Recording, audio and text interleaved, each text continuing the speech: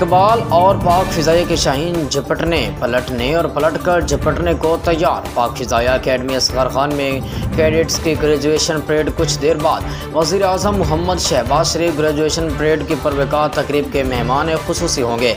पाक फ़िज़ाइया के सरबराह air chief marshal Zaheer Ahmed Babar Sidhu भी इस मौके पर मौजूद होंगे।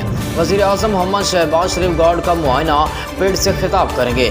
अकेडमी से 147 में general duty pilot, 93 engineering courses के कैडेट्स फारिग तहसील होंगे। 103वीं एयर डिफेंस, 24वीं admin and special duty courses के शरका भी पास आउट होंगे। 7वीं लॉजिस्टिक और 129वीं कॉम्बैट स्पोर्ट्स कोर्सेज के कैडेट्स भी फारिग तहसील होंगे। ग्रेजुएशन परेड का खासा फ़ख्र पाकिस्तान JF-17 थंडर के हमरा J-10 लड़ाका तैयारे भी फ्लाइज पास्ट का मुजाहरा करेंगे। ग्रेजुएशन परेड में कराक्रम एड तैयारों पर मुश्तमिल पाक फ़िज़ाइया शेर दिल टीम दिलकश फ़िज़ाई करतब पेश कर